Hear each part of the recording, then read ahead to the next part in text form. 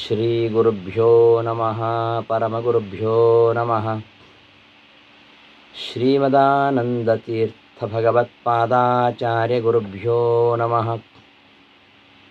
ವ್ಯಾಸಾಯ ಭವನಾಶಾಯ ಶ್ರೀಶಾಯ ಗುಣರಾಶಯೇ ಹೃದ್ಯಾಯ ಶುದ್ಧವಿದ್ಯಾಯ ಮಧ್ವಾಯ ಚ ನಮೋ ನಮಃ. ಅಭ್ರಮಂ ಭಂಗರಹಿತಂ ಅಜಡಂ ವಿಮಲಂ ಸದಾ ಆನಂದತೀರ್ಥಮತುಲಂ ಭಜೆ ತಾಪತ್ರಯಾಪಹಂ. ಅರ್ಥಿಕಲ್ಪಿತಕಲ್ಪೋಯಂ ಪ್ರತ್ಯರ್ಥಿಗಜಕೇಸರಿ ವ್ಯಾಸತೀರ್ಥಗುರುರ್ಭೂಯಾತ್ ಅಸ್ಮದಿಷ್ಟಾರ್ಥಸಿದ್ಧಯೇ. ತಪೋವಿದ್ಯಾವಿರಕ್ತ್ಯಾದಿಸದ್ಗುಣೌಘಾಕರಾನಹಂ ವಾದಿರಾಜಗುರುನ್ ವಂದೇ ಹಯಗ್ರೀವ ಪದಾಶ್ರಯಾನ್. ಭಕ್ತಾನಾಂ ಮಾನಸಾಂ ಭೋಜಭಾನವೇ ಕಾಮಧೇನವೇ ನಮತಾಂ ಕಲ್ಪತರವೇ ಜಯೀಂದ್ರಗುರವೇ ನಮಃ. ದುರ್ವಾದಿಧ್ವಾಂತರವಯೇ ವೈಷ್ಣವೇಂದೀವರೇಂದವೇ ಶ್ರೀರಾಘವೇಂದ್ರಗುರವೇ ನಮೋತ್ಯಂತದಯಾಲವೇ. ಶ್ರೀ ಗುರುಭ್ಯೋ ನಮಃ. ಆತ್ಮೀಯರೇ, ನಿಮಗೆಲ್ಲ ಈ ಒಂದು ಕಾರ್ಯಕ್ರಮಕ್ಕೆ ಸುಸ್ವಾಗತ. ನಾನು ಡಾಕ್ಟರ್ ರಾಮಚಂದ್ರ ಪುರೋಹಿತ್ ಅಂತ, ಮೈಸೂರಿನ ವ್ಯಾಸತೀರ್ಥ ವಿದ್ಯಾಪೀಠದ ಅಂಗಸಂಸ್ಥೆಯಾಗಿರತಕ್ಕಂತಹ ವ್ಯಾಸತೀರ್ಥ ಸಂಶೋಧನಾ ಪ್ರತಿಷ್ಠಾನದಲ್ಲಿ ನಿರ್ದೇಶಕನಾಗಿ ಕಾರ್ಯವನ್ನು ನಿರ್ವಹಿಸ್ತಾ ಇದ್ದೇನೆ. ನಮ್ಮ ಈ ಸಂಶೋಧನಾ ಮಂದಿರ 2017ರಲ್ಲಿ ಆರಂಭವಾಗಿದೆ. ವಿದ್ಯಾಪೀಠ ಆರಂಭವಾಗಿ 10 ವರ್ಷಗಳಾಗಿವೆ. ನಿನ್ನೆಯಷ್ಟೇ ನಾವು ವಿದ್ಯಾಪೀಠದ ವಾರ್ಷಿಕೋತ್ಸವವನ್ನು ಆಚರಿಸಿದ್ದೇವೆ. ಈ ವಿದ್ಯಾಪೀಠದ ಜೊತೆಯಲ್ಲಿಯೇ ಅಧ್ಯಾಪನದೊಂದಿಗೆ ನಮ್ಮ ಪ್ರಾಚ್ಯ ಗ್ರಂಥಗಳ ಸಂಶೋಧನೆ ನಡಿಬೇಕೆಂಬ ಅಪೇಕ್ಷೆಯಿಂದ 2017ರಲ್ಲಿ ಈ ಸಂಶೋಧನಾ ಮಂದಿರ ಪ್ರತಿಷ್ಠಾಪನೆಗೊಂಡು 2019ನೇ ಇಸ್ವಿಯಿಂದ ಕರ್ನಾಟಕ ಸಂಸ್ಕೃತ ಯೂನಿವರ್ಸಿಟಿಯ ಒಂದು ಸಹಯೋಗದೊಂದಿಗೆ ಈ ಸಂಸ್ಥೆ ಕಾರ್ಯನಿರ್ವಹಿಸ್ತಾ ಇದೆ. ಈ ಒಂದು ಸಂಸ್ಥೆಯಲ್ಲಿ ಪೋಷಕರಾಗಿ, ಮಾರ್ಗದರ್ಶಕರಾಗಿ ವ್ಯಾಸರಾಜ ಮಠಾಧೀಶರಾಗಿರ್ತಕ್ಕಂತಹ ವಿದ್ಯಾಶಿಷ ತ್ರಿಪಾದಂಗಳವರು ಇದ್ದಾರೆ. ಹಾಗೆಯೇ ಡಾಕ್ಟರ್ ಮಸೂನಾಚಾರ್ಯ ಅವರು ಗೌರವ ನಿರ್ದೇಶಕರಾಗಿ ಕಾರ್ಯನಿರ್ವಹಿಸ್ತಾ ಇದ್ದಾರೆ. ನನ್ನ ಜೊತೆಯಲ್ಲಿ 5 ಜನ ಸಂಶೋಧಕ ವಿದ್ವಾಂಸರಿದ್ದು ಪ್ರತಿ ವರ್ಷ ಅನೇಕ ಗ್ರಂಥಗಳ ಪ್ರಕಟಣೆ, ವಿಚಾರ ಸಂಕಿರಣ, ಬೇರೆ ಬೇರೆ ವಿಷಯಗಳ ಬಗ್ಗೆ ಕಾರ್ಯಾಗಾರಗಳು ನಡೀತಾ ಇವೆ. ಅಂತೆ ಈ ವರ್ಷ ಈ ವಿಚಾರ ಸಂಕಿರಣ, ಕಾರ್ಯಾಗಾರ ಮತ್ತು ಪುಸ್ತಕ ಪ್ರಕಾಶನ ಜೊತೆಗೆ ಹೊಸದೊಂದು ಕಾರ್ಯಕ್ರಮವನ್ನು ಆಯೋಜಿಸಬೇಕೆಂಬ ಅಪೇಕ್ಷೆಯನ್ನು ನಾವು ಹೊಂದಿದಾಗ ನೀವೆಲ್ಲ ಬಹಳ ಸಂತೋಷದಿಂದ ಇದಕ್ಕೆ ಸ್ಪಂದಿಸಿದ್ದೀರಿ. ಈಗಷ್ಟೇ ತಿರುಮಕೂಡಿನಲ್ಲಿ ಆಗಿರತಕ್ಕಂತಹ ಈ ರಘುನಾಥ ತೀರ್ಥರ ಆರಾಧನಾ ಸಂದರ್ಭದಲ್ಲಿ ಈ ಒಂದು ಆನ್ಲೈನ್ ಸರ್ಟಿಫಿಕೇಟ್ ಕೋರ್ಸ್ ಶೇಷಚಂದ್ರಿಕಾಚಾರ್ಯರ ಕೃತಿಗಳ ಒಂದು ಮಾಹಿತಿಯನ್ನು ನೀಡತಕ್ಕಂತಹ ಒಂದು ಪುಟ್ಟ ಕಾರ್ಯಕ್ರಮವನ್ನು ಶ್ರೀಗಳು ಅವತ್ತು ಸಾಂಕೇತಿಕವಾಗಿ ಉದ್ಘಾಟನೆ ಮಾಡಿದ್ದಾರೆ. ಪ್ರತಿ ಶನಿವಾರ ಆದಿತ್ಯವಾರ ಈ ಒಂದು ಪಾಠ ಪ್ರವಚನ ಇರುತ್ತೆ.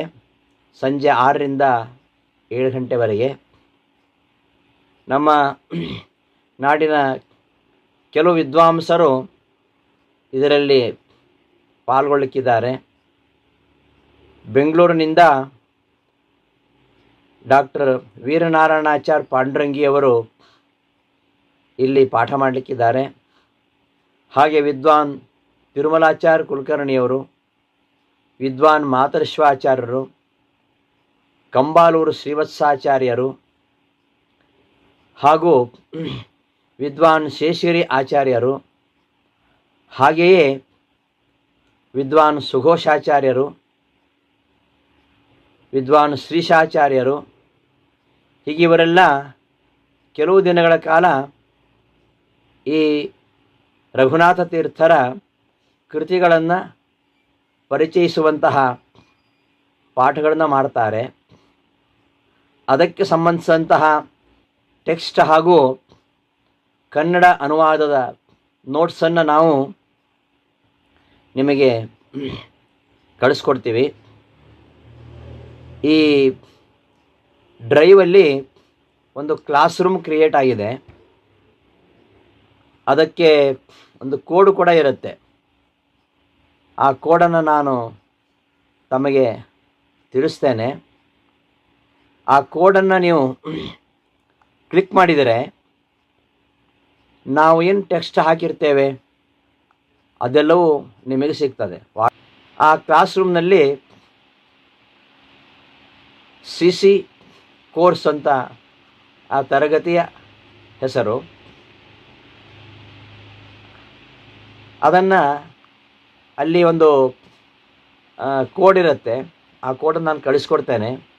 ಅದನ್ನು ಕ್ಲಿಕ್ ಮಾಡಿದ ಕೂಡಲೇ ನಾವೇನು ಟೆಕ್ಸ್ಟ್ ಹಾಕಿದ್ದೀವಿ, ನೋಟ್ಸ್ ಹಾಕಿದ್ದೀವಿ, ಅದೆಲ್ಲವೂ ಕೂಡ ನಿಮಗೆ ಅಲ್ಲಿ ಕಾಣುತ್ತೆ.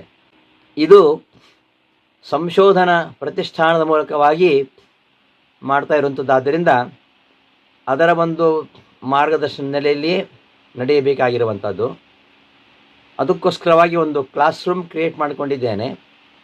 ಗೂಗಲ್ ಮೀಟಲ್ಲಿ ನಮ್ಮದು ನಿತ್ಯ ಪಾಠ, ಶನಿವಾರ ಆದಿತ್ಯವಾರ ಪಾಠ ಗೂಗಲ್ ಮೀಟಲ್ಲಿ ನಡೆಯುತ್ತೆ. ಅದರ ಲಿಂಕ್ ನಿಮ್ಮ ವಾಟ್ಸಪ್ಪಲ್ಲಿರುತ್ತೆ. ಪ್ರತಿ ಶನಿವಾರ ನಾವು ಒಮ್ಮೆ ಶೇರ್ ಮಾಡ್ತೀವಿ. ನಿಮಗೆ ಅಕಸ್ಮಾತ್ ಒಂದು ವಾರ ಆಗುವಾಗ ಅದು ಮಿಸ್ ಆಗಿರ್ಬೋದು ಅಥವಾ ಎಲ್ಲೋ ಇರುತ್ತೆ, ಹುಡುಕಬೇಕು. ಪ್ರತಿ ಶನಿವಾರ ಸಾಯಂಕಾಲ 5 ಗಂಟೆಗೆ ನಿಮ್ಮ ವಾಟ್ಸಪ್ನಲ್ಲಿ ನಮ್ಮದು ಆನ್ಲೈನ್ CC ಗ್ರೂಪ್ ಇದೆಯಲ್ಲ, ವಾಟ್ಸಪ್ ಗ್ರೂಪ್, ಅದರ ಲಿಂಕ್ ಬಂದಿರುತ್ತೆ. ಆ ಲಿಂಕನ್ನು ಕ್ಲಿಕ್ ಮಾಡಿದರೆ ಈ ಕ್ಲಾಸ್ ರೂಮ್, ಈ ಗೂಗಲ್ ಮೀಟ್ ಓಪನ್ ಆಗುತ್ತೆ. ಆ ಗೂಗಲ್ ಮೀಟಲ್ಲಿ ನಾವು ಟೆಕ್ಸ್ಟನ್ನು ಡಿಸ್ಪ್ಲೇ ಮಾಡಲಿಕ್ಕೆ ಸಾಧ್ಯ ಇದೆ. ಅದು ಕೂಡ ಮಾಡಲಿಕ್ಕೆ ಆಗುತ್ತೆ. ಅದು ಜಸ್ಟ್ ನಿಮಗೆ ಆಗ ಕಾಣುತ್ತೆ, ಮತ್ತೆ ನಿಮಗೆ ಸಿಗೋದಿಲ್ಲ. ಅದು ಈ ಕ್ಲಾಸ್ ಕ್ಲೋಸ್ ಆದರೆ ಮತ್ತೆ ಅದು ಯಾವುದು ನಿಮಗೆ ಸಿಗೋದಿಲ್ಲ. ಅದಕ್ಕೋಸ್ಕರವಾಗಿ ಒಂದು ಕ್ಲಾಸ್ ರೂಮ್ ಇದೆ. ಆ ಕ್ಲಾಸ್ ರೂಮ್ ನಿಮ್ಮದೆಲ್ಲರದು ಎಂಟ್ರಿ ಆಗಿರುತ್ತೆ, ನಿಮ್ಮ ಹೆಸರೆಲ್ಲ ಎಂಟ್ರಿ ಆಗುತ್ತೆ ಇದರಲ್ಲಿ, ಆ ಕ್ಲಾಸ್ ರೂಮ್ನಲ್ಲಿ. ಹಾಗೆಯೇ ಎಲ್ಲ ಪಾಠ ಪಠ್ಯದ ಹಾಗೂ ಅದರ ಅನುವಾದ ಇದೆಲ್ಲವೂ ಕೂಡ ಅದರಲ್ಲಿ ಅಪ್ಲೋಡ್ ಆಗ್ತಾ ಇರ್ತದೆ. ಪಾಠ ಆದ ಹಾಗೆ ಅಪ್ಲೋಡ್ ಆಗ್ತಾ ಇರ್ತದೆ. ಹೀಗೆ ಇಷ್ಟು ವ್ಯವಸ್ಥೆ ಈಗ ಸದ್ಯಕ್ಕೆ ನಾವು ಮಾಡಿಕೊಂಡಿದ್ದೀವಿ. ಈ ಒಂದು ಕಾರ್ಯಕ್ರಮವನ್ನು ಆರಂಭಿಸುವ ಮೊದಲು ಈ ರಘುನಾಥ ತೀರ್ಥರು ಇವರ ಬಗ್ಗೆ ಸ್ವಲ್ಪ ನಾವು ತಿಳ್ಕೊಳ್ಬೇಕು. ಅದಕ್ಕೆ ಮುನ್ನ ಈಗಾಗಲೇ ನೀವೆಲ್ಲ ಜಾಯಿನ್ ಆಗಿದ್ದೀರಿ. ಇಲ್ಲಿ ನಿಮ್ಮ ಹೆಸರುಗಳು ಕಾಣ್ತದೆ. ಗೋಪಾಲಕೃಷ್ಣ ಮಂಗಲಗಿ ನಮ್ಮ ಊರಿನವರೇ ಅವರು. ಮತ್ತು ಹನುಮಂತ ಫಡ್ನೀಸ್ ಅಂತ ಒಬ್ಬರಿದ್ದಾರೆ. Harish HS, Harish S, HV Shridhara, KK Bijapur, ಮಧು NB, Narasimha Deshpande, Panduranga Ballari, Pavan G, Pradyumna CS, Raghunandan. ನಾವು ಇದನ್ನು ಗೂಗಲಲ್ಲಿ ಪಬ್ಲಿಷ್ ಮಾಡಿದ ಕೂಡಲೇ ಫಸ್ಟ್ ರೆಸ್ಪಾನ್ಸ್ ಮಾಡಿದವರು ರಘುನಂದನ್. ಆಮೇಲೆ ರಾಜಸಿಂಹ, ಸೇತು ಮಾಧವನ್, ಮತ್ತು ಶ್ಯಾಮಪ್ರಸಾದ್ ಜಗನ್ನಾಥ್ ಅಂತ, ಶ್ರೀನಿವಾಸ್ ಜೋಶಿ, ಶ್ರೀಧರ್ ಮೋಹನ್ ಅವರು ತುಂಬ ವಾಟ್ಸಪ್ಪಿನಲ್ಲಿ ತುಂಬ ಅವರು ನಮ್ಮ ಜೊತೆಗೆ ಕಾಂಟ್ಯಾಕ್ಟಲ್ಲಿದ್ದಾರೆ, ಬಹಳ ಕುತೂಹಲದಲ್ಲಿದ್ದಾರೆ. ಅವರು ಈ ಪಾಠವನ್ನು ಕೇಳಲಿಕ್ಕೆ ತುಂಬ ಕಳಕಳಿಯಿಂದ ಅವರು ಇನ್ನೂ ಕೆಲವು ಪಾಠಗಳನ್ನು ಆಲಿಸಬೇಕೆಂಬ ಅಪೇಕ್ಷೆ ಉಳ್ಳವರಾಗಿದ್ದಾರೆ. ಶ್ರೀಹರಿ ಕುರುಡಿ ಅಂತ ಮತ್ತೊಬ್ಬರು. ಹೀಗೆ ಇಷ್ಟು ಅಭ್ಯರ್ಥಿಗಳು, ಇಷ್ಟು ಜಿಜ್ಞಾಸುಗಳು 20 ಜನ ಇದ್ದಾರೆ ನನ್ನನ್ನು ಸೇರಿಸಿ. ಅಷ್ಟು ಜನ ಇದರಲ್ಲಿ ಈಗ ಇವತ್ತಿನ ಈ ಗೂಗಲ್ ಮೀಟ್ ಕ್ಲಾಸಲ್ಲಿದ್ದಾರೆ. ಇನ್ನು ಕೆಲವರಿಗೆ ಲಿಂಕ್ ಓಪನ್ ಆಗಿರಲಿಕ್ಕಿಲ್ಲ, ನೆಟ್ ಪ್ರಾಬ್ಲಮ್ ಇರ್ಬೋದು. ಅದು ಮತ್ತೆ ನಾನು ಏನಂತ ವಿಚಾರಿಸ್ತೇನೆ. ಈ ಒಂದು ಸರ್ಟಿಫಿಕೇಟ್ ಕೋರ್ಸು ಇವತ್ತು ಆರಂಭವಾಗಿ ಇದು ಫೆಬ್ರವರಿ 8ನೇ ತಾರೀಕು ಮುಗಿಯುತ್ತೆ. ಅಲ್ಲಿವರೆಗೆ ನಡೆಯುತ್ತೆ. ಫೆಬ್ರವರಿ 8ರವರೆಗೆ ಈ ಕಾರ್ಯಕ್ರಮ ಮುಂದುವರಿಯುತ್ತೆ. ಪ್ರತಿ ಶನಿವಾರ ಆದಿತ್ಯವಾರ ಇದು ಮುಂದುವರಿಯುತ್ತೆ. ಈಗಾಗಲೇ ಕೆಲವರು ಆನ್ಲೈನ್ ಬೇರೆ ಬೇರೆ ತರಗತಿಗಳಲ್ಲೇ ಜಾಯಿನ್ ಆಗಿರ್ತಾರೆ. ಅದು ಒಂದು ಕಾರಣ ಇವತ್ತು ಎಲ್ಲರೂ ಬರದೇ ಇರಲಿಕ್ಕೆ. ಈ ಸಮಯದಲ್ಲಿ ಈ ವೀಕೆಂಡಲ್ಲಿ ಕೆಲವರು ಬೇರೆ ಬೇರೆ ಆನ್ಲೈನ್ ಪಾಠಗಳಲ್ಲಿ ಎಂಗೇಜ್ ಆಗಿರಬಹುದು. ಅಂಥವರಿಗೆ ಹಾಗೂ ಪಾಠದಲ್ಲಿ ಏನಾದರೂ ಗೊಂದಲ ಇದ್ದರೆ ಮತ್ತೆ ಕೇಳ್ಕೊಳ್ಳಿಕ್ಕೆ ಇದು ವಿಡಿಯೋ ಅಪ್ಲೋಡ್ ಕೂಡ ಆಗತ್ತೆ. ಇದು ಪಾಠ ಆಗ್ತಿದ್ದ ಹಾಗೆ ಅವತ್ತೇ ರಾತ್ರಿ ಅಥವಾ ನೆಕ್ಸ್ಟ್ ಡೇ ಇದು ನಮ್ಮ ಯೂಟ್ಯೂಬ್ನಲ್ಲಿ ಇದು ಪ್ರಸಾರವಾಗತ್ತೆ. ಅದರ ಲಿಂಕನ್ನು ಕೂಡ ನಾನು ನಿಮಗೆ ಶೇರ್ ಮಾಡ್ತೇನೆ. ಅದರಲ್ಲೂ ಕೂಡ ನೋಡ್ಬೋದು. ಯಾರಿಗೆ ಬರಲಿಕ್ಕೆ ಅನಾನುಕೂಲತೆ ಇದ್ದರೆ ಅಥವಾ ಇದೇ ಸಮಯದಲ್ಲಿ ಇನ್ನೊಂದು ಪಾಠ ಇದ್ದರೆ, ಅದಕ್ಕೆ ಜಾಯಿನ್ ಆಗಲಿಕ್ಕೆ ಆಗದೇ ಇದ್ದರೆ ಅಂಥವರಿಗೆ ಅನುಕೂಲ ಆಗಬೇಕೆಂಬ ದೃಷ್ಟಿಯಿಂದ ಈ ಪಾಠ ರೆಕಾರ್ಡ್ ಆಗ್ತಾ ಇರ್ತದೆ. ಅದು ಲೈವ್ ಆಗಿ ಬರಲ್ಲ, ಅದು ಎಡಿಟ್ ಮಾಡಬೇಕಾಗತ್ತೆ. ಎಡಿಟ್ ಮಾಡಿ ಮತ್ತೆ ನಮ್ಮದು ಕೃತಿ ವಿವೃತ್ತಿ ಅಂತ ಯೂಟ್ಯೂಬ್ ಇದೆ. ಆ ಕೃತಿ ವಿವೃತ್ತಿ ಎಂಬ ಯೂಟ್ಯೂಬ್ನಲ್ಲಿ ಇದು ಪ್ರಸಾರಗೊಳ್ಳುತ್ತೆ. ಅದರಲ್ಲಿ ನಾವು ಇನ್ನೂ ಅನೇಕ ಈ ಪಾಠ ಪ್ರವಚನಗಳ ವಿಷಯಗಳನ್ನು ನಾವು ನೋಡ್ಬೋದು. ಅದರಲ್ಲಿ ಈ ಪಾಠದ ವಿಷಯಗಳು ಡಿಸ್ಪ್ಲೇ ಆಗ್ತಾ ಇರ್ತವೆ.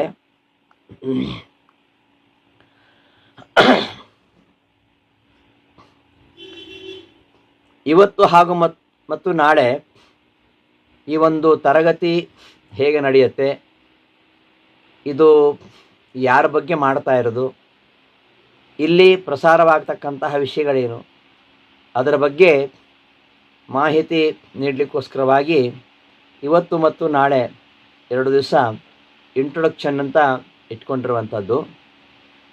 ಇದಾದ ನಂತರ ಮುಂದಿನ ವಾರ ಒಂದೊಂದೇ ಕೃತಿಗಳ ಒಂದು ಅಧ್ಯಾಪನ ಶುರು ಆಗುತ್ತೆ. ಆದಷ್ಟು ಅನುಕೂಲ ಮಾಡಿಕೊಂಡು ಈ ಒಂದು ಕಾರ್ಯಕ್ರಮಕ್ಕೆ ಜಾಯಿನ್ ಆಗಿ. ಫೆಬ್ರವರಿ 8ರ ನಂತರ ನಿಮಗೆ ಒಂದು ಸಣ್ಣ ಒಂದು ಟೆಸ್ಟ್ ಮಾಡ್ತೇವೆ ನಾವು, ಸುಮ್ಮನೆ ಹೀಗೆ. ಅದಾದ ಮೇಲೆ ಇದು ಸರ್ಟಿಫಿಕೇಟ್ ಕೋರ್ಸ್ ಆದ್ದರಿಂದ ಒಂದು ಸಣ್ಣ ಒಂದು ಪರೀಕ್ಷೆಯನ್ನು ಮಾಡಿ ಎಲ್ಲರಿಗೂ ಕೂಡ ಪ್ರಮಾಣ ಪತ್ರವನ್ನು ವಿತರಿಸುವಂತಹ ಕಾರ್ಯಕ್ರಮ ಇದೆ. ಆ ಸರ್ಟಿಫಿಕೇಟನ್ನು ನಾವು ಆನ್ಲೈನಲ್ಲಿಯೂ ನಿಮಗೆ ಕಳಿಸ್ಬೋದು, ಅಥವಾ ನೀವು ನಮ್ಮ ಸಂಪರ್ಕಕ್ಕೆ ಮೌಖಿಕವಾಗಿ ನಮ್ಮ ಸಂಪರ್ಕಕ್ಕೆ ಬಂದರೆ ನಾವು ನಿಮಗೆ ಆ ಸರ್ಟಿಫಿಕೇಟನ್ನು ವಿತರಣೆ ಮಾಡಬಹುದು. ನಮ್ಮ ಅಪೇಕ್ಷೆ ಏನಿದೆ ಅಂದರೆ ಫೆಬ್ರವರಿಯಲ್ಲಿ ಈ ಪಾಠ ಆದ ನಂತರ ಒಂದು 10 ದಿನಗಳ ಕಾಲಾವಕಾಶ ಕೊಟ್ಟು ಅನಂತರ ಪರೀಕ್ಷೆಯನ್ನು ಮಾಡಿ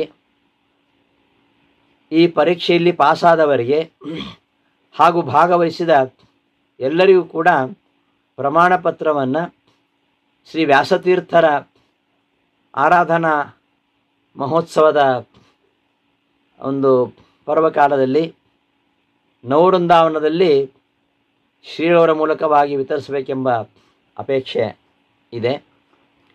ಅದಕ್ಕೆಲ್ಲ ನೀವೆಲ್ಲ ಸಹಕರಿಸಬೇಕು ಅಂತ ಕೇಳ್ಕೊಳ್ತಾ ಇದ್ದೇನೆ. ಈಗಾಗಲೇ ನಾನು ಹೇಳಿದ ಹಾಗೆ ನಾನು ಡಾಕ್ಟರ್ ರಾಮಚಂದ್ರ ಪುರೋಹಿತ್ ಅಂತ ಬೆಂಗಳೂರಿನ ಪೂರ್ಣಪ್ರಜ್ಞೆ ವಿದ್ಯಾಪೀಠದಲ್ಲಿ 1976ರಿಂದ 1988ರವರೆಗೆ ನ್ಯಾಯಸುಧಾ ಅಂತ ಅಧ್ಯಯನವನ್ನು ಮಾಡಿ ಮುಂದೆ ನಮ್ಮ ವಿದ್ಯಾಗುರುಗಳಾಗಿರ್ತಕ್ಕಂತಹ ಪರಮಪೂಜ್ಯ ಶ್ರೀ ಶ್ರೀ ವಿಶ್ವೇಶತೀರ್ಥ ಶ್ರೀಪಾದಂಗಳವರ ಅವತಾರ ಭೂಮಿಯಾಗಿರ್ತಕ್ಕಂತಹ ರಾಮಕುಂಜದಲ್ಲಿ 3 ವರ್ಷಗಳ ಕಾಲ ಸಂಸ್ಕೃತ ಅಧ್ಯಾಪಕನಾಗಿ, ಅನಂತರ ಧರ್ಮಸ್ಥಳದ ಸಮೀಪ ಇರತಕ್ಕಂತಹ ಉಜಿರೆಯಲ್ಲಿ 30 ವರ್ಷಗಳ ಕಾಲ ಸಂಸ್ಕೃತ ಅಧ್ಯಾಪನವನ್ನು ಮಾಡಿ ನಿವೃತ್ತನಾದ ಮೇಲೆ 1 ವರ್ಷ ಕಾಲ ಮಂತ್ರಾಲಯ ಸುಕ್ಷೇತ್ರದಲ್ಲಿ ರಾಘವೇಂದ್ರ ಮಠದ ಗುರುಸಾರ್ವಭೌಮ ಮಾಸಪತ್ರಿಕೆಯ ಪ್ರಧಾನ ಸಂಪಾದಕನಾಗಿ ಕಾರ್ಯನಿರ್ವಹಿಸಿ ಇದೀಗ ಏಪ್ರಿಲ್ನಿಂದ ಈ ವ್ಯಾಸತೀರ್ಥ ಸಂಶೋಧನಾ ಪ್ರತಿಷ್ಠಾನದಲ್ಲಿ ನಿರ್ದೇಶಕನಾಗಿ ಸೇವೆ ಸಲ್ಲಿಸ್ತಾ ಇದ್ದೇನೆ. ಮುಂದೆ ಪಾಠಗಳು ಆರಂಭವಾದ ಮೇಲೆ ನಾನು ಈಗಾಗಲೇ ವಾಟ್ಸಪ್ಪಲ್ಲಿ ಹಾಕಿದ್ದೇನೆ ಯಾವ್ಯಾವ ದಿನಗಳಲ್ಲಿ ಪಾಠ ನಡೆಯುತ್ತೆ, ಆಯಾ ಪಾಠವನ್ನು ಮಾಡ್ತಕ್ಕಂಥವ್ರು ಯಾವ ವಿದ್ವಾಂಸರು ಅದೆಲ್ಲವನ್ನು ಹಾಕಿದ್ದೇನೆ. ಅದು ಸ್ವಲ್ಪ ವ್ಯತ್ಯಾಸವೂ ಇರಬಹುದು, ಬದಲಾವಣೆಯೂ ಆಯಾ ಕಾಲಕ್ಕೆ ಇರಬಹುದು ಅವರವರ ಅನುಕೂಲತೆಗೆ ಅನುಗುಣವಾಗಿ. ಅಂಥವರ ಎಲ್ಲ ಕೃತಿಗಳನ್ನು ಸಹ ಸ್ಥೂಲವಾಗಿ ಪರಿಚಯಿಸುವ ಅಪೇಕ್ಷೆಯಿಂದ ಈ ಒಂದು ಪುಟ್ಟ ಉಪಕ್ರಮ. ಎಲ್ಲ ಈ ಜಿಜ್ಞಾಸುಗಳಿಗೆ ಈ ಒಂದು ಗೂಗಲ್ ಮೀಟ್ನ ಈ ಒಂದು ತರಗತಿಗೆ ತಮಗೆಲ್ಲ ಒಂದು ಪ್ರೀತಿಪೂರ್ವಕವಾದ ಗೌರವಪೂರ್ವಕವಾಗಿರ್ತಕ್ಕಂತಹ ಸ್ವಾಗತವನ್ನು ಬಯಸ್ತಾ ಈ ಒಂದು ಸರ್ಟಿಫಿಕೇಟ್ ಕೋರ್ಸನ್ನು ಈ ದಿನ ಆರಂಭ ಮಾಡ್ತಾ ಇದ್ದೀವಿ.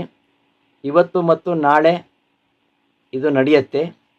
ಇದಾದ ಮೇಲೆ ಮುಂದಿನ ಶನಿವಾರ ಆದಿತ್ಯವಾರ ಕೊರಲಹಳ್ಳಿ ಶ್ರೀನಿವಾಸಾಚಾರ್ಯರು ಅವರು ಒಂದು 4 ದಿನಗಳ ಕಾಲ ಶೇಷಚಂದ್ರಿಕಾಚಾರ್ಯರ ಒಂದು ಕೃತಿಯನ್ನು ಕುರಿತು ಅವರು ನಿಮಗೆ ಪಾಠವನ್ನು ಮಾಡ್ತಾರೆ.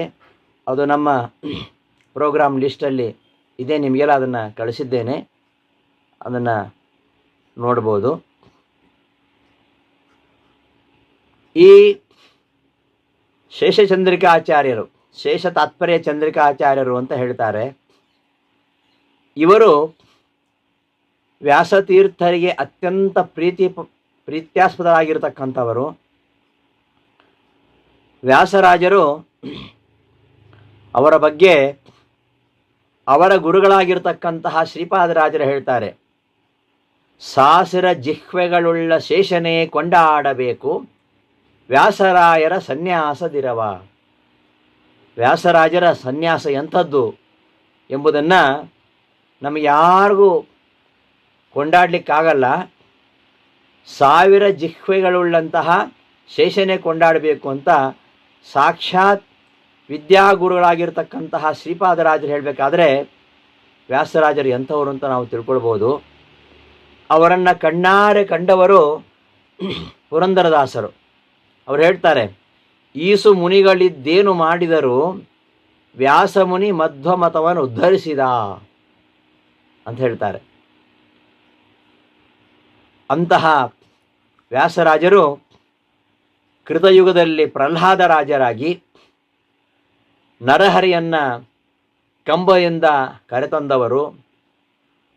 ಆಮೇಲೆ ಕಲಿಯುಗದಲ್ಲಿ ವ್ಯಾಸರಾಜರಾಗಿ ಅವತರಿಸಿ ಅದ್ಭುತ ಕಾರ್ಯಗಳನ್ನು ಮಾಡಿ ಮೂಲ ಗೋಪಾಲಕೃಷ್ಣನನ್ನು ಅರ್ಚಿಸಿದವರು. ತಿರುಪತಿ ತಿಮ್ಮಪ್ಪನನ್ನು 12 ವರ್ಷ ಪೂಜಿಸಿದವರು. ವಿಜಯನಗರ ಸಾಮ್ರಾಜ್ಯದ ಅರಸನಾಗಿರತಕ್ಕಂತಹ ಕೃಷ್ಣದೇವರಾಯನಿಗೆ ಆ ಕುಹುಯೋಗ ಬಂದಾಗ ಅದನ್ನು ಪರಿಹರಿಸಿ ಸಿಂಹಾಸನವನ್ನು ಏರಿದಂತಹ ವ್ಯಾಸತೀರ್ಥರು ಅವರನ್ನು ಕಾಪಾಡಿದರು. ಇಂತಹ ವ್ಯಾಸತೀರ್ಥರು ಈ ನರಸಿಂಹದೇವರ ಕಣ್ಣುಗಳಂತೆ ಇರತಕ್ಕಂತಹ ವಾದೀಂದ್ರ ತೀರ್ಥರು ಗುರುವಣ ಸ್ತವನದಲ್ಲಿ ವ್ಯಾಸರಾಜರನ್ನು ವರ್ಣಿಸುವಾಗ ನರಸಿಂಹನ 3 ಕಣ್ಣುಗಳ ಹಾಗೆ 3 ಕೃತಿಗಳು, ನ್ಯಾಯಾಮೃತ, ತರ್ಕತಾಂಡವ, ತಾತ್ಪರ್ಯ ಚಂದ್ರಿಕಾ ಅಂತ 3 ಅದ್ಭುತವಾಗಿರತಕ್ಕಂತಹ ನಮ್ಮ ಮಾಧ್ವ ವೇದಾಂತ ವಾಂಗ್ಮಯದಲ್ಲಿ ಮೇರು ಕೃತಿಗಳು. ಇಂತಹ ಕೃತಿಗಳನ್ನು ರಚನೆ ಮಾಡಿದ್ದಾರೆ. ನ್ಯಾಯಾಮೃತ ಹಾಗೂ ತರ್ಕತಾಂಡವಗಳಲ್ಲಿ ಈ 21 ದರ್ಶನಗಳೇನಿವೆ, ಆ ಎಲ್ಲ ದರ್ಶನಗಳಿರ್ತಕ್ಕಂತಹ ಏನು ವಿಚಾರಗಳಿವೆ ಅದರ ಜೊಳ್ಳುತನವನ್ನು ತೋರಿಸಿ ಶ್ರೀಮದಾಚಾರ್ಯ ಸಿದ್ಧಾಂತವೇ ಶ್ರೇಷ್ಠವಾಗಿರತಕ್ಕಂತಹ ಸಿದ್ಧಾಂತ ಎಂಬುದನ್ನು ತೋರಿಸಿಕೊಟ್ಟಿದ್ದಾರೆ. ಹಾಗೆಯೇ ಅವರ ಮತ್ತೊಂದು ಕೃತಿ ತಾತ್ಪರ್ಯ ಚಂದ್ರಿಕಾ ಅಂತ. ವೇದವ್ಯಾಸರು ಬ್ರಹ್ಮಸೂತ್ರಗಳನ್ನು ರಚನೆ ಮಾಡಿದರು. ವೇದಗಳ ಅರ್ಥವನ್ನು ನಿರ್ಣಯಿಸ್ತಕ್ಕಂತಹ ಬ್ರಹ್ಮಸೂತ್ರಗಳನ್ನು ರಚನೆ ಮಾಡಿದ ಮೇಲೆ ಆ ಬ್ರಹ್ಮಸೂತ್ರಗಳಿಗೆ ಅನೇಕರು ಭಾಷ್ಯ ರಚನೆ ಮಾಡಿದರು. ಆದರೆ ಆ ಯಾವ ಭಾಷ್ಯವೂ ಕೂಡ ವೇದವ್ಯಾಸರಿಗೆ ಸಮ್ಮತವಾಗಿರಲಿಲ್ಲ. ವೇದವ್ಯಾಸರಿಗೆ ಸಮ್ಮತವಾಗತಕ್ಕಂತಹ ಭಾಷ್ಯವನ್ನು ಬರೆದವರು ಮಧ್ವಾಚಾರ್ಯರು ಮಾತ್ರ. ಅಂತಹ ಮಧ್ವಾಚಾರ್ಯರ ಸರ್ವ ಮೂಲಗಳು ಅರ್ಥವಾಗದೇ ಇದ್ದಾಗ ಆ ಎಲ್ಲ ಕೃತಿಗಳಿಗೆ ಟೀಕೆಯನ್ನು ಬರೆದು ಟೀಕಾಕೃತ್ಪಾದರು, ಟೀಕಾಚಾರ್ಯರು, ಟೀಕಾರಾಯರು ಎಂಬುದಾಗಿ ಪ್ರಸಿದ್ಧರಾದವರು ಶ್ರೀಮದ್ ಜಯತೀರ್ಥರು. ಅಂತಹ ಜಯತೀರ್ಥರು ಬ್ರಹ್ಮಸೂತ್ರ ಭಾಷ್ಯಕ್ಕೆ ತತ್ವಪ್ರಕಾಶಿಕ ಎಂಬ ಟೀಕೆಯನ್ನು ಬರೆದಿದ್ದಾರೆ. ಆ ತತ್ವಪ್ರಕಾಶಿಕ ಟೀಕೆಗೆ ಬರೆದಂತಹ ವ್ಯಾಖ್ಯಾನವೇ ಇದು ತಾತ್ಪರ್ಯ ಚಂದ್ರಿಕಾ. ಈ ತಾತ್ಪರ್ಯ ಚಂದ್ರಿಕಾ ತತ್ವಪ್ರಕಾಶಿಕಾದ ಅಭಿಪ್ರಾಯವನ್ನು ತೆರೆದಿರತಕ್ಕಂತಹ ಏಕೈಕ ಗ್ರಂಥ. ಟೀಕಾ ಗಾಂಭೀರ್ಯ ಮುದ್ಧರ್ತು ವ್ಯಾಸರಾಜಾದಯ ಕ್ಷಮಾಹ ಅಂತ ಹೇಳಿದ್ದನ್ನು ನಾವು ನೋಡುವಾಗ ವ್ಯಾಸರಾಜರಂಥವರಿಗೆ ಮಾತ್ರ ಜಯತೀರ್ಥರ ಟೀಕೆ ಹೃದಯವನ್ನು ತೆರಲಿಕ್ಕೆ ಸಾಧ್ಯ. ಅಂತಹ ಒಂದು ಅದ್ಭುತವಾಗಿರತಕ್ಕಂತಹ ಒಂದು ವಿಮರ್ಶಾತ್ಮಕವಾದ ಬರೀ ಟೀಕೆ ಅಂದರೆ ಅದು ಗೈಡ್ ಅಲ್ಲ, ಅದು ತತ್ವಪ್ರಕಾಶಿಕೆಯ ಅನುವಾದ ಮಾತ್ರ ಅಲ್ಲ. ಅದು ತತ್ವಪ್ರಕಾಶಿಕಾದ ಮೇಲೆ ಬರತಕ್ಕಂತಹ ಗೊಂದಲಗಳು, ಖಂಡನೆಗಳು, ವಿಮರ್ಶೆಗಳು ಅವೆಲ್ಲವನ್ನು ಕೂಡ ಪರಾಮರ್ಶನ ಮಾಡತಕ್ಕಂಥ ಒಂದು ಉತ್ಕೃಷ್ಟವಾಗಿರತಕ್ಕಂತಹ ಕೃತಿ ಅದು ತಾತ್ಪರ್ಯ ಚಂದ್ರಿಕಾ. ಈ ತಾತ್ಪರ್ಯ ಚಂದ್ರಿಕಾಕ್ಕೆ ಇವರು 2 ಅಧ್ಯಾಯಗಳಿಗೆ, ತತ್ವಪ್ರಕಾಶಿಕಾದ 2 ಅಧ್ಯಾಯಗಳಿಗೆ ಈ ಚಂದ್ರಿಕೆಯನ್ನು ರಚನೆ ಮಾಡ್ತಾರೆ. ಹೀಗೆ ನ್ಯಾಯಾಮೃತ, ತರ್ಕತಾಂಡವ, ಚಂದ್ರಿಕಾ ಈ ಗ್ರಂಥಗಳನ್ನು ರಚನೆ ಮಾಡಿ ಕನ್ನಡದಲ್ಲಿಯೂ ಕೂಡ ಅನೇಕ ಪದಪದ್ಯ ಸುಳಾದಿಗಳನ್ನು ರಚನೆ ಮಾಡ್ತಾರೆ.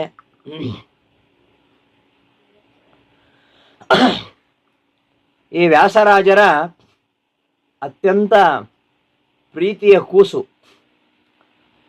ಅದು ವಿಷ್ಣು ತೀರ್ಥ.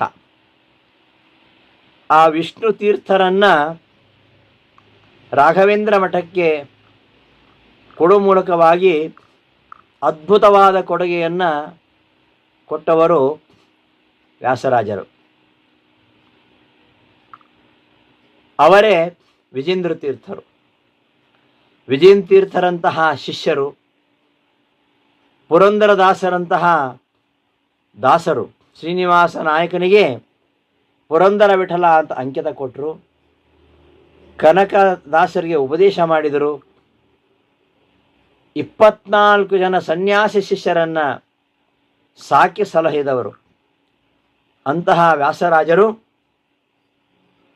ತತ್ವಪ್ರಕಾಶಿಕಕ್ಕೆ 2 ಅಧ್ಯಾಯಗಳಿಗೆ ಈ ಚಂದ್ರಿಕಾ ವ್ಯಾಖ್ಯಾನ ರಚನೆ ಮಾಡಿ 2 ಅಧ್ಯಾಯಗಳನ್ನು ಬರೀಲಿಲ್ಲ. ಬರಲಿಕ್ಕೆ ಸಾಮರ್ಥ್ಯ ಇರಲಿಲ್ಲ ಅಂತ ಅರ್ಥ ಅಲ್ಲ. ಆದರೆ ಭಗವಂತನ ಸಂಕಲ್ಪ, ಶಿಷ್ಯ ಅದನ್ನು ಬರಿಬೇಕು ಅಂತ, ಶಿಷ್ಯ ಅದನ್ನು ಪೂರ್ಣ ಮಾಡಬೇಕು ಅಂತ ಕೇಳ್ತಾರೆ. 2 ಅಧ್ಯಾಯಗಳಿಗೆ ವ್ಯಾಖ್ಯಾನ ಮಾಡಿದ್ದೀರಲ್ಲ ಸ್ವಾಮಿ, 2 ಅಧ್ಯಾಯಗಳಿಗೆ ಬರೀದಿಲ್ವಾ ಅಂದದಕ್ಕೆ ಅವ್ರು ಹೇಳ್ತಾರೆ, ದಶಮೋ ಮತ್ಸಮೋ ಭವೇತ್. ಇಲ್ಲಿಂದ ನನ್ನಿಂದ ಮುಂದೆ ಬರತಕ್ಕಂತಹ 10ನೆಯವರು ಅವರು ಈ ತಾತ್ಪರ್ಯ ಚಂದ್ರಿಕೆಯ ಶೇಷಭಾಗವನ್ನು ಪೂರ್ಣ ಮಾಡ್ತಾರೆ ಅಂತ ಹೇಳ್ತಾರೆ. ಮುಂದೆ ಬರತಕ್ಕಂತಹ ಅವರಿಂದ 9ನೆಯವರು ಲಕ್ಷ್ಮೀನಾರಾಯಣ ತೀರ್ಥರು, ಅವರಿಂದ ಸನ್ಯಾಸವನ್ನು ಪಡೆದಂತಹ ರಘುನಾಥ ತೀರ್ಥರು ತಾನು ಬರೆದಂತಹ ತಾತ್ಪರ್ಯ ಚಂದ್ರಿಕೆಯನ್ನು ಪೂರ್ಣಗೊಳಿಸ್ತಾರೆ ಎಂಬ ವಿಚಾರವನ್ನು ತಿಳಿಸುವ ಮೂಲಕವಾಗಿ ಆ ರಘುನಾಥ ತೀರ್ಥರಿಗೆ ಎಂತಹ ಪರಮಾನುಗ್ರಹವನ್ನು ಮಾಡಿದ್ದಾರೆ ಇದನ್ನು ನಾವು ಕಾಣಬಹುದು. ಇಂತಹ ರಘುನಾಥ ತೀರ್ಥರು ತಮ್ಮ ಗುರು ಪರಂಪರೆ ಬಂದಿರತಕ್ಕಂತಹ ವ್ಯಾಸರಾಜ ಬರತಕ್ಕಂತಹ ಚಂದ್ರಿಕೆಯನ್ನು ಪೂರ್ಣ ಮಾಡಿದ್ದರಿಂದಾಗಿ, ಅವಶಿಷ್ಟ ಭಾಗವನ್ನು ಪರಿಪೂರ್ಣ ಮಾಡಿದ್ದರಿಂದಾಗಿ ಇವರಿಗೆ ಶೇಷ ಚಂದ್ರಿಕಾಚಾರ್ಯರು ಅಂತ ಹೆಸರು ಬಂತು. ಅವರಿಗೆ ಗುರುಗಳು ಇಟ್ಟಂತಹ ಹೆಸರು ರಘುನಾಥ ತೀರ್ಥರು ಅಂತ. ಅದಕ್ಕಿಂತ ಇವರು ಶೇಷಚಂದ್ರಿಕಾಚಾರ್ಯರು ಎಂಬುದಾಗಿ ಪ್ರಸಿದ್ಧರಾಗಿಬಿಟ್ರು.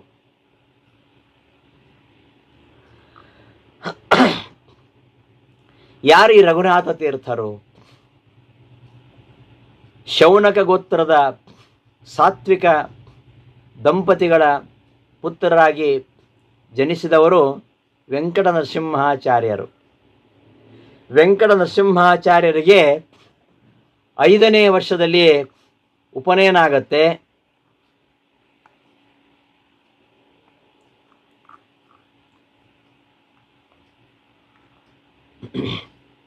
ಗುರುಗಳ ಮೂಲಕವಾಗಿ ಎಲ್ಲ ಶಾಸ್ತ್ರ ಗ್ರಂಥಗಳ ಅಧ್ಯಯನವಾಗತ್ತೆ.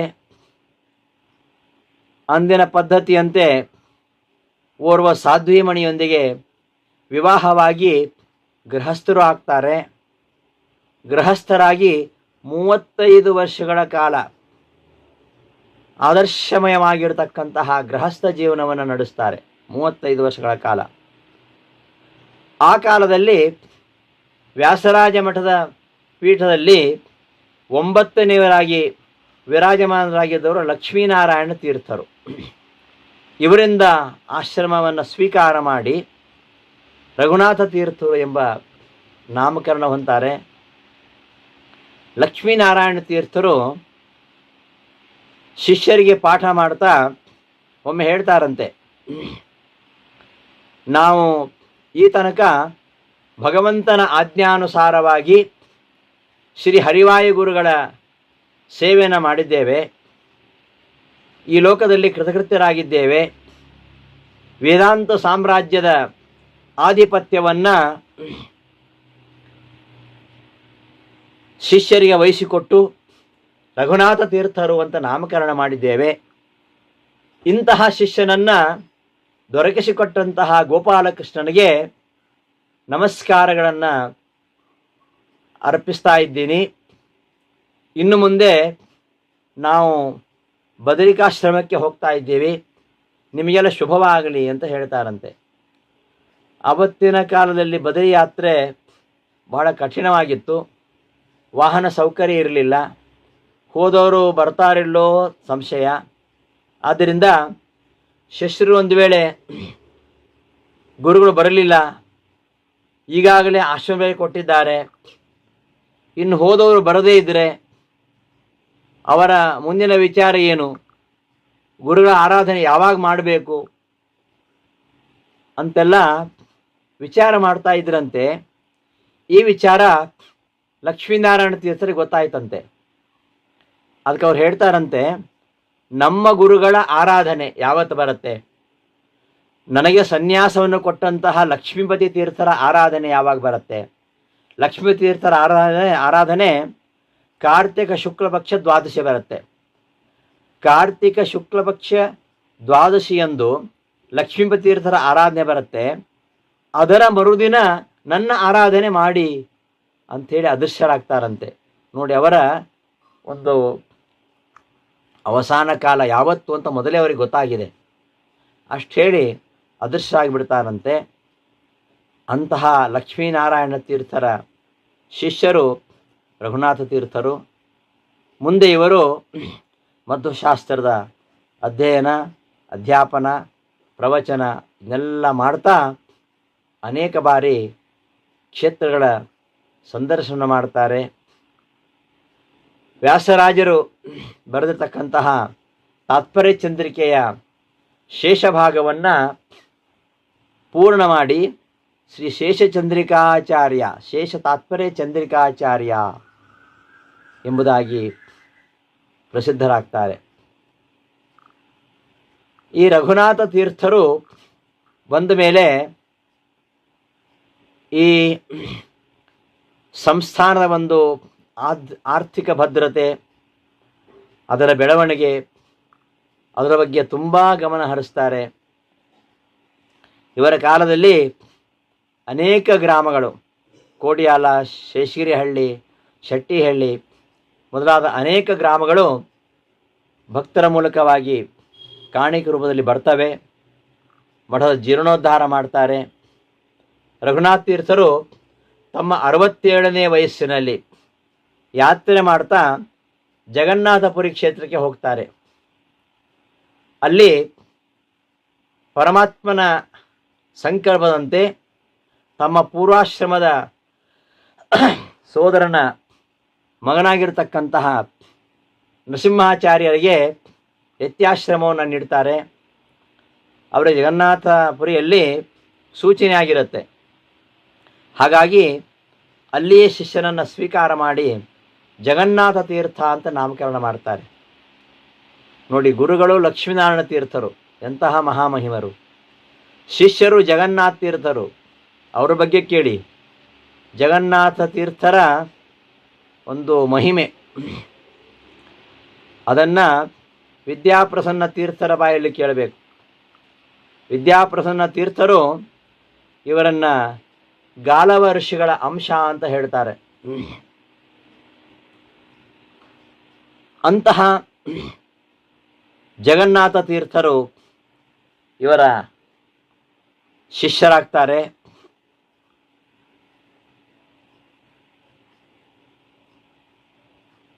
ಆಗ ತುರುಷ್ಕರ ಹಾವಳಿ ತುಂಬ ಇತ್ತು ನಮ್ಮ ದೇಶದಲ್ಲಿ. ಎಷ್ಟು ಕಷ್ಟ ಇತ್ತಂದರೆ, ಪೀಠಾಧಿಪತಿಗಳು ತಮ್ಮ ದೇವರುಗಳನ್ನು ಪೂಜಿಸುವಂಥದ್ದು, ಆ ದೇವರ ಪಟ್ಟಿಗಳನ್ನು ಸಂರಕ್ಷಣೆ ಮಾಡುವಂಥದ್ದು ಬಹಳ ಕಷ್ಟ ಇತ್ತು. ಅಷ್ಟು ಹಾವಳಿ ತುರುಷ್ಕರದ್ದು. ಅಂತಹ ಸಂದರ್ಭದಲ್ಲಿ ಈ ತುರುಷ್ಕರು ಬಂದು ತಮ್ಮ ದೇವಪೆಟ್ಟಿಗೆಯನ್ನು ಕದ್ದು ಬಿಡ್ತಾರೆ ಅಂತ ಅದನ್ನು ಕಂಕೊಳಲ್ಲಿಟ್ಟುಕೊಂಡು ಕಾವೇರಿಯ ತುಂಬ ಪ್ರವಾಹಕ್ಕೆ ಹಾರಿಕೊಂಡು ಬಿಡ್ತಾರೆ. ಹಾರಿ ಈಜಿಕೊಂಡು ಇನ್ನೊಂದು ದಡಕ್ಕೆ ಹೋಗ್ತಾರೆ. ಆದರೂ ಕೂಡ ತುರುಷ್ಕರ ಖಡ್ಗದ ಹೊಡೆತ ಬಿದ್ದು ಅವರ ಎಡಗೈಗೆ ಗಾಯವಾಗುತ್ತೆ, ಎಡತೋಳಿಗೆ ಶಸ್ತ್ರಾಘಾತವಾಗ್ತದೆ. ಹಾಗಾಗಿ ತನ್ನ ದೇಹ ಅದು ಶಸ್ತ್ರಾಘಾತವಾಗಿರೋದರಿಂದ ತಾನು ಸಂಸ್ಥಾನ ಪೂಜೆಗೆ ಯೋಗ್ಯನಲ್ಲ ಅಂತ ಎಲ್ಲವನ್ನು ಕೂಡ ಗುರುಗಳಾಗಿರ್ತಕ್ಕಂತಹ ರಘುನಾಥ ತೀರ್ಥರಿಗೆ ಒಪ್ಪಿಸಿಬಿಡ್ತಾರೆ. ಜ್ಞಾನಕ್ಕೋಸ್ಕರವಾಗಿ, ಜ್ಞಾನ ಕಾರ್ಯಕ್ಕಾಗಿ ಪರಮಾತ್ಮ ಕೊಟ್ಟಂತಹ ಅವಕಾಶ ಇದು. ನನಗೆ ಆ ಗೋಪಾಲಕೃಷ್ಣನ ಪೂಜೆಯನ್ನು ಮಾಡಲಿಕ್ಕೆ ಅವಕಾಶ ದೊರೆಯಿದ್ರು ಕೂಡ ಜ್ಞಾನ ಕಾರ್ಯವನ್ನು ಮಾಡಲಿಕ್ಕೆ ಒಂದು ಒಳ್ಳೆಯ ಅವಕಾಶವನ್ನು ಭಗವಂತ ಕಲ್ಪಿಸಿಕೊಟ್ಟಿದ್ದಾನೆ ಅಂಥೇಳಿ ರಾತ್ರಿಯೆಲ್ಲ ಕುಳಿತುಕೊಂಡು ತರಗೆಲೆಗಳನ್ನು ಸೇರಿಸಿ ಅದನ್ನು ಹಚ್ಚಿ ಅದರ ಬೆಳಕಿನಲ್ಲಿ ಆಚಾರ್ಯರ ಭಾಷ್ಯಕ್ಕೆ ಟಿಪ್ಪಣಿಗಳನ್ನು ಬರೀತಾರೆ ಜಗನ್ನಾಥ ತೀರ್ಥರು. ಭಾಷ್ಯ ದೀಪಿಕಾ, ಸೂತ್ರ ದೀಪಿಕಾ ಅಂತ 2 ಗ್ರಂಥಗಳನ್ನು ರಚನೆ ಮಾಡ್ತಾರೆ. ತುಂಬ ಆಯಾಸ, ಕೈ ನೋವು ಬೇರೆ. ಹಾಗೆ ಆಯಾಸಗೊಂಡು ಕೈ ನೋವಿನಿಂದ ಮಲಗಿದ್ದಾಗ ಜಗನ್ನಾಥ ತೀರ್ಥನ ನೋಡ್ಲಿಕ್ಕೆ ಬರ್ತಾರೆ ಶ್ರೀಚಂದ್ರಿಕಾಚಾರ್ಯರು. ಆಕಸ್ಮಿಕವಾಗಿ ಬಂದವರು ನೋಡ್ತಾರೆ, ಜಗನ್ನಾಥ ತೀರ್ಥರು ಬರಿತಾ ಇರತಕ್ಕಂತಹ ಭಾಷ್ಯ ಏನಿದೆ ಅದನ್ನು ಅಕ್ಷರ ನೋಡುತ್ತಾರೆ. ಮಧ್ವಾಚಾರ್ಯರ ಒಂದೊಂದು ಅಕ್ಷರವನ್ನು ಬರೆದವರಿಗೆ ಎಷ್ಟು ಪುಣ್ಯ ಅಂತಂದರೆ, ಮಧ್ವಯುಜದಲ್ಲಿ ನಾರಾಯಣ ಪಂಡಿತಾಚಾರ್ಯ ಹೇಳ್ತಾರೆ, ಗಾಂಗ ಮಂಗಲತ ರಂಗ ಭಂಗದ ಪ್ರಾಂತ ಸುಶ್ರೀ ಹರಿವೇಶ್ಮಕೃತ್ ಸಮಃ ಯದ್ಗತೈಕತಮ ವರ್ಣಲೇಖಕ ಸತ್ಯತೀರ್ಥ ಇಹ ಭಾಷ್ಯ ಮಾಲಿಕತೆ. ಮಧ್ವಾಚಾರ್ಯರ ಕೃತಿಗಳನ್ನು ಬರೆದವರು ಸತ್ಯತೀರ್ಥರು. ಮಧ್ವಾಚಾರ್ಯರ ಒಂದೊಂದು ಕೃತಿಗಳ ಒಂದು ಅಕ್ಷರವನ್ನು ಬರೆದರೆ ಎಷ್ಟು ಪುಣ್ಯ ಅಂದರೆ, ಗಾಂಗ ಮಂಗಲ ತರಂಗ ಭಂಗದ ಪ್ರಾಂತ ಸುಶ್ರೀ ಹರಿವೇಶ್ಮ ಕೃತ್ಸಮಃ. ಗಂಗಾ ತೀರದಲ್ಲಿ ಒಂದು ಅಕ್ಷರವನ್ನು ಬರೆದರೆ, ಮಧ್ವಾಚಾರ್ಯರ ಕೃತಿಯ ಮಧ್ವಾಚಾರ್ಯರ ಭಾಷ್ಯದ ಒಂದು ಅಕ್ಷರವನ್ನು ಬರೆದರೆ ಅವರಿಗೆ ಗಂಗಾ ತೀರದಲ್ಲಿ ವಿಷ್ಣು ದೇವಾಲಯವನ್ನು ನಿರ್ಮಿಸಿದ ಏನು ಫಲ ಇರುತ್ತೆ ಆ ಫಲ ಬರುತ್ತೆ. ಅಂತಹ ಒಂದು ಮಧ್ವಾಚಾರ್ಯರ ಭಾಷ್ಯಕ್ಕೆ ವ್ಯಾಖ್ಯಾನವನ್ನು ರಚಿಸ್ತಾರೆ. ಅದನ್ನು ನೋಡಿ ರಘುನಾಥ ತೀರ್ಥರು ಹೇಳ್ತಾರೆ, ನೀವು ಶ್ರೀಮದಾಚಾರ್ಯರ ದಿವ್ಯ ಭಾಷ್ಯಕ್ಕೆ ವ್ಯಾಖ್ಯಾನ ರಚನೆ ಮಾಡಿದ್ದೀರಾ, ಶಸ್ತ್ರಾಘಾತವಾಗಿದೆ ಅಂತ ನೀವು ಸಂಸ್ಥಾನ ಪೂಜೆಯನ್ನು ಮಾಡೋದನ್ನು ಬಿಟ್ಟಿದ್ದೀರಿ. ವ್ಯಾಖ್ಯಾನ ರಚನೆ ಮಾಡಿದ್ದರಿಂದ ಆ ಶಸ್ತ್ರಾಘಾತ ಕಾರಣ, ಅದೇನು ತೊಂದರೆ ಇಲ್ಲ, ನೀವು ಮಾಡ್ಬೋದು, ಸಂಸ್ಥಾನವನ್ನು ನೀವೇ ನಡೆಸಬೇಕು ಅಂತ ಹೇಳ್ತಾರೆ. ಭಾಷ್ಯದೀಪಿಕಾಚಾರ್ಯ ಅಂತ ಬಿರುದು ಕೊಡ್ತಾರೆ ಅವರಿಗೆ, ಭಾಷ್ಯದೀಪಿಕಾಚಾರ್ಯ ಅಂತ. ಹೀಗೆ ಜಗನ್ನಾಥ ತೀರ್ಥರು ಗ್ರಂಥ ರಚನೆ ಮಾಡ್ತಾ ಇರಬೇಕಾದ್ರೆ ಇನ್ನೊಮ್ಮೆ ಇವರು ಒಂದು ಮಾವಿನ ಮರದ ಕೆಳಗೆ ದೇವ್ರ ಪೂಜೆ ಮಾಡ್ತಾ ಇದ್ದಾರೆ. ಆಗ ಮ್ಲೇಚ್ಛರು ಬಂದು ದಾಳಿ ಮಾಡ್ತಾರೆ. ದಾಳಿ ಮಾಡಿದಾಗ ಆ ಮರದಿಂದಲೇ ನರಸಿಂಹದೇವರು ಪ್ರಕಟಗೊಂಡು ಆ ಮ್ಲೇಚ್ಛರನ್ನು ಓಡಿಸ್ತಾರೆ, ಕೆಲವರನ್ನು ಸಂಹಾರ ಮಾಡ್ತಾರೆ. ಈ ವಿಚಾರವನ್ನು ಭಾಷ್ಯದೀಪಿಕಾ ಗ್ರಂಥದ ಮಂಗಳ ಶ್ಲೋಕದಲ್ಲಿ ಅವರು ಉಲ್ಲೇಖಿಸ್ತಾರೆ. ಅಮರಸ್ತಂಭ ಸಮಾಗತ್ಯ ತಾಮ್ರತುಂಡಾನ್ ನಿಹತ್ಯಯ ಅಂತ ಅದನ್ನು ಸೂಚಿಸಿದ್ದಾರೆ. ಇಂತಹ ಮಹಾಮಹಿಮರನ್ನು ಶಿಷ್ಯರನ್ನಾಗಿ ಪಡೆದವರು ರಘುನಾಥ ತೀರ್ಥರು, ಅರ್ಥಾತ್ ಶ್ರೀ ಶೇಷಚಂದ್ರಿಕಾಚಾರ್ಯರು. ಇವರು ಕ್ರಿಸ್ತಶಕ 1700ರಿಂದ 1755ರವರೆಗೆ ವೇದಾಂತ ಸಾಮ್ರಾಜ್ಯವನ್ನು ಆಳಿದ್ದಾರೆ. ಅರ್ಥಾತ್ 55 ವರ್ಷಗಳ ಕಾಲ 55 ವರ್ಷಗಳ ಕಾಲ ಸಾಮ್ರಾಜ್ಯ ಭಾರ ಮಾಡಿದ್ದಾರೆ. ಒಟ್ಟು ಇವರು ಜೀವಿಸಿದ್ದು 114 ವರ್ಷಗಳ ಕಾಲ. 114 ವರ್ಷಗಳ ತುಂಬ ಸಾರ್ಥಕ ಜೀವನ ನಡೆಸಿ ಅನಂತರ ತ್ರಿಮುಟಕ ಕ್ಷೇತ್ರಕ್ಕೆ ಬರ್ತಾರೆ. ನಾವು ತಿರುಮುಕೂಡ್ಲು ಅಂತ ಹೇಳ್ತೀವಿ, ಅದರ ನಿಜವಾದ ಹೆಸರು ತ್ರಿಮಕೂಟ ಕ್ಷೇತ್ರ. ಅಲ್ಲಿಗೆ ಬರ್ತಾರೆ. ಅಲ್ಲಿ ಕಾವೇರಿ ತೀರಕ್ಕೆ ಬರ್ತಾರೆ. ಅದು ಕಾವೇರಿ ಮಾತ್ರ ಅಲ್ಲ, ಅದು ಸಂಗಮ, ಅದು ಕಾವೇರಿ ಕಪಿಲ ಸ್ಫಟಿಕ ಸಂಗಮ. ಆ ಸಂಗಮ ಕ್ಷೇತ್ರದಲ್ಲಿ ಬ್ರಹ್ಮಾಶ್ವತ್ಥ ಅದು ಈಗಲೂ ಇದೆ, ಅಲ್ಲಿಗೆ ಬರ್ತಾರೆ.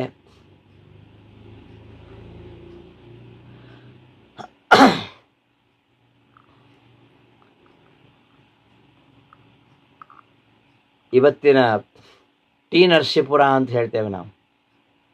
ಮೈಸೂರಿನಿಂದ 28 ಕಿಲೋಮೀಟ್ರ್ ಹತ್ತಿರತಕ್ಕಂತಹ ಟಿ ನರಸೀಪುರ ಹತ್ತಿರವೇ ಅಲ್ಲಿ ಸೋಸಲೆ ಕೂಡ ಇದೆ. ಕಾವೇರಿ ತೀರ, ನದಿಯ ತೀರದಲ್ಲಿಯೇ ಈ ಅವರ ಬೃಂದಾವನ ಇದೆ. ಅಷ್ಟು ಮಾತ್ರ ಅಲ್ಲ, ಅದು ಗುಂಜಾ ನರಸಿಂಹ ಕ್ಷೇತ್ರ. ಕಾವೇರಿ, ಕಪಿಲ, ಸ್ಫಟಿಕ ಸರೋವರ, ತ್ರಿವೇಣಿ ಸಂಗಮ, ದೇವಹೂತಿ ಕಪಿಲ ನಾಮಕ ಭಗವಂತನ ಸಾಂಖ್ಯ ಉಪದೇಶವನ್ನು ಕೇಳಿ ನೀರಾಗಿ ಹರಿದಿದ್ದಾಳೆ ಅಂತ ಹೇಳ್ತಾರೆ. ಹಾಗಾಗಿ ಇಲ್ಲಿ ಯಾರು ಸ್ನಾನ ಮಾಡ್ತಾರೋ ಅವರಿಗೆ ಜ್ಞಾನ ದೊರೆಯುತ್ತೆ ಅಂತ ಹೇಳ್ತಾರೆ. ಕಾವೇರಿ ಅವಳು ಭುಕ್ತಿಯನ್ನು ಮುಕ್ತಿಯನ್ನು ಕೊಡ್ತಾಳೆ ಎಂಬುದಾಗಿ ವಾದಿರಾಜರು ತೀರ್ಥಪ್ರಬಂಧದಲ್ಲಿ ಕಾವೇರಿನ ವರ್ಣನೆ ಮಾಡುವಾಗ ಹೇಳ್ತಾರೆ. ಅಲ್ಲದೆ ಇಲ್ಲಿ ಗುಂಜಾ ನರಸಿಂಹದೇವರಿದ್ದಾರೆ. ಗೌತಮ ಋಷಿಗಳು ಪ್ರತಿಷ್ಠಾಪನೆ ಮಾಡತಕ್ಕಂತಹ ಒಂದು ದೇವಸ್ಥಾನ. ವೇದವ್ಯಾಸರ ಅವತಾರಕ್ಕೆ ಕಾರಣವೇ ಈ ಗೌತಮರು. ಅವರು 12 ವರ್ಷಗಳ ಕಾಲ ಸಾವಿರಾರು ಋಷಿಗಳಿಗೆ ತಮ್ಮ ಆಶ್ರಮದಲ್ಲಿ ಆತಿಥ್ಯವನ್ನು ಕೊಟ್ಟವರು. ಅಂತಹ ಗೌತಮ ಋಷಿಗಳು ಪ್ರತಿಷ್ಠಾಪನೆ ಮಾಡ್ತಕ್ಕಂತಹ ನರಸಿಂಹದೇವರು, ಹಾಗೆ ಬ್ರಹ್ಮಾಶ್ವತ್ಥ, ಅಲ್ಲಿ ಬ್ರಹ್ಮದೇವರು ಇಲ್ಲಿ ನರಸಿಂಹದೇವರ ದರ್ಶನ ಮಾಡಿ ಒಂದು ಅಶ್ವತ್ಥ ವೃಕ್ಷದ ಸಸಿಯನ್ನು ನೆಟ್ಟರಂತೆ. ಅದು ಇವತ್ತು ಬೃಹದಾಕಾರವಾಗಿ ಬೆಳೆದಿದೆ. ಇದೆಲ್ಲ ಈ ಕ್ಷೇತ್ರದ ಮಹಿಮೆಯನ್ನು ನಮಗೆ ತಿಳಿಸುವಂಥದ್ದು. ಬಹಳ ಒಂದು ಪ್ರಶಾಂತವಾದ ಸನ್ನಿಧಾನ.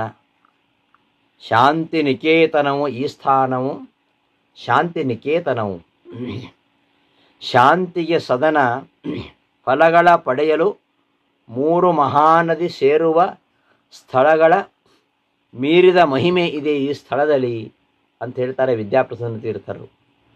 ಅಂಜಿಕೆ ಇಲ್ಲವೂ ನಂಜುಗಳಿಲ್ಲವೂ ಗುಂಜಾ ನರಹರಿಯ ಈ ಕ್ಷೇತ್ರವು ಶೇಷಚಂದ್ರಿಕಾಚಾರ್ಯರೆಂಬ ಜ್ಞಾನಕೋಶದ ದಯೆ ಪಡೆದ ಈ ಸ್ಥಾನ ನರಳುವ ಜನರಿಗೆ ನೆರಳು ಕೊಡುವ ದಿವ್ಯ ತರುವಿನಲ್ಲಿ ಮಧ್ಯದಲ್ಲಿ ಪ್ರಸನ್ನನ ಅಂತ ವಿದ್ಯಾಪ್ರಸನ್ನ ತೀರ್ಥರು ಕೊಂಡಾಡ್ತಾರೆ.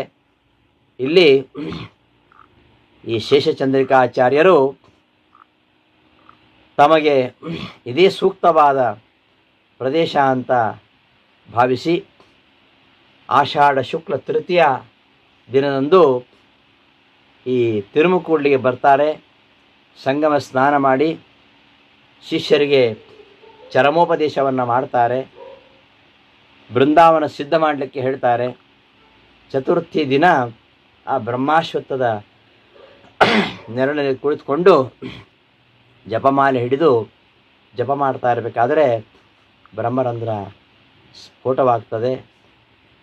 ಶೇಷಚಂದ್ರಿಕಾಚಾರ್ಯ ಶ್ರೀಶನರ್ಚಿಸಿ ಕಾಯ ರಮೇಶ ಚರಣದಲ್ಲಿ ಈಯಗೋ ಸುಖದಿ ಮನ ಮಾಡಿ ಆಸುಪತ್ತಿ ಚೌತಿ ಲೇಸನಿಸಿ ಉದಯಿಸುತ್ತಿರಲಿ ಶರೀರವನ್ನು ಅರ್ಪಿಸಿದರು ಎಂಬುದಾಗಿ ದಾಸರುಗಳು ಕೊಂಡಾಡ್ತಾರೆ.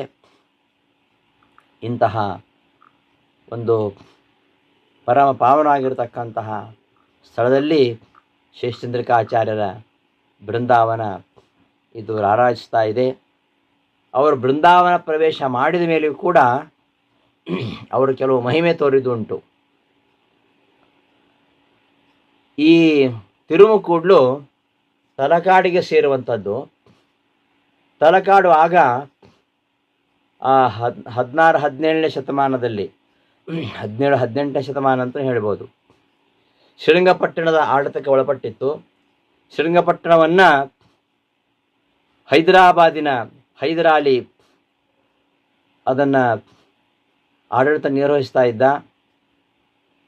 ಇಲ್ಲಿ ಬ್ರಾಹ್ಮಣ ಸನ್ಯಾಸಿಗಳು ಸಮಾಧಿಸ್ಥರಾಗಿದ್ದಾರೆ ಅಂತ ತಿಳ್ಕೊಂಡು ಅಮಲ್ದಾರಿಗೆ ಹೇಳ್ತಾನೆ, ಈ ಸಮಾಧಿನೆಲ್ಲ ಕಿತ್ತು ಹಾಕಿರಿ ಅಂತ, ಎಲ್ಲವನ್ನು ಸರ್ವನಾಶ ಮಾಡಿ ಅಂತ ಆದೇಶ ಕಳಿಸ್ತಾನೆ.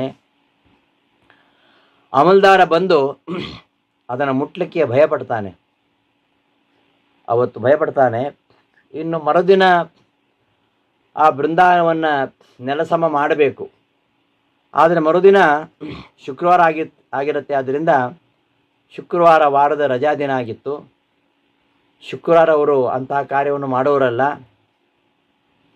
ಅವತ್ತೇನಾಗುತ್ತೆ ಅಂದರೆ ಶುಕ್ರವಾರ ರಾತ್ರಿ ಹೈದರಾಲಿಗೆ ಒಂದು ಕನಸು ಬೀಳತ್ತೆ. ಏನದು? ಆ ಕನಸಿನಲ್ಲಿ ಕಾವೇರಿ ತುಂಬಿ ಹರಿತಾ ಇದ್ದಾಳೆ, ತುಂಬ ಪ್ರವಾಹ, ಇಡೀ ತುರುಮಕೂಡು ಮುಳುಗುವಷ್ಟು ನೀರು ಬಂದಿದೆ. ತನ್ನ ಮಗ ಟಿಪ್ಪು ನೀರಿನಲ್ಲಿ ಕೊಚ್ಚಿ ಹೋಗ್ತಾ ಇದ್ದಾನೆ, ಬಚಾವ್ ಮಾಡ್ರಿ ಅಂತ ಕೂಗ್ತಾ ಇದ್ದಾನೆ. ಆಗ ಒಬ್ಬ ಯತಿಗಳು ದರ್ಶನ ಕೊಡ್ತಾರೆ. ಆ ಮಗುವನ್ನು ಎತ್ತಿಕೊಂಡು ಬಂದು ಕೈಗಿಡ್ತಾರೆ. ಹೇಳ್ತಾರಂತೆ, ನಾವು ತಿರುಮಕೂಡಲಿದ್ದೇವೆ, ನಮಗೆ ಈ ಜಾಗ ಬಿಟ್ಟುಕೊಡು ಅಂತ ಕನಸಲ್ಲಿ ಹೇಳ್ತಾರಂತೆ. ಅಷ್ಟು ಹೇಳಿ ಆ ಯತಿಗಳು ಅದೃಷ್ಟರಾಗಿಬಿಡ್ತಾರೆ. ಎಚ್ಚರವಾಗುತ್ತೆ ಹೈದರಾಲಿಗೆ, ಭಯವಾಗತ್ತೆ. ದಿವಾನರಾಗಿರ್ತಕ್ಕಂತಹ ಪೂರ್ಣಯ್ಯನವರಿಗೆ ಈ ವಿಚಾರವನ್ನು ತಿಳಿಸಿದಾಗ ಅವ್ರು ಹೇಳ್ತಾರೆ, ಪೂರ್ಣಯ್ಯನವರು, ಆ ಬ್ರಾಹ್ಮಣ ಸಮಾಧಿ ಸನ್ಯಾಸಿಗಳವರು ಅವರ ಸಮಾಧಿಯನ್ನು ತೆಗೆಸಬೇಡಿ ಅಂತ ಹೇಳ್ತಾರೆ.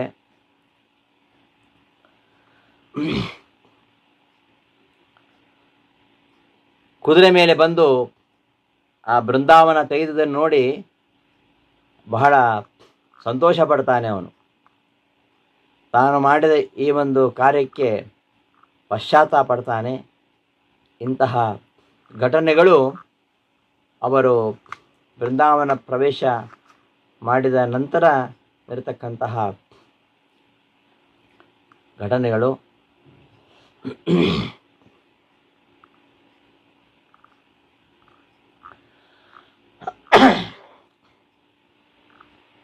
ಇಂತಹ ಶೇಷಚಂದ್ರಿಕಾಚಾರ್ಯರು ಇವರು ವ್ಯಾಸರಾಜರಿಂದ 10ನೇ ಯತಿಯಾಗಿ ಲಕ್ಷ್ಮೀನಾರಾಯಣ ತೀರ್ಥರಿಂದ ಆಶ್ರಮವನ್ನು ಪಡೆದು ಶೇಷಚಂದ್ರಿಕಾಚಾರ್ಯರು ಎಂಬುದಾಗಿ ಪ್ರಸಿದ್ಧರಾದವರು. ಇವರು ಈ ಮಾಧ್ವ ವಾಂಗ್ಮಯಕ್ಕೆ, ಮಧ್ವಾಚಾರ್ಯ ಸಿದ್ಧಾಂತಕ್ಕೆ ಅಮೋಘವಾಗಿರತಕ್ಕಂತಹ ಕೊಡುಗೆಯನ್ನು ನೀಡಿದ್ದಾರೆ.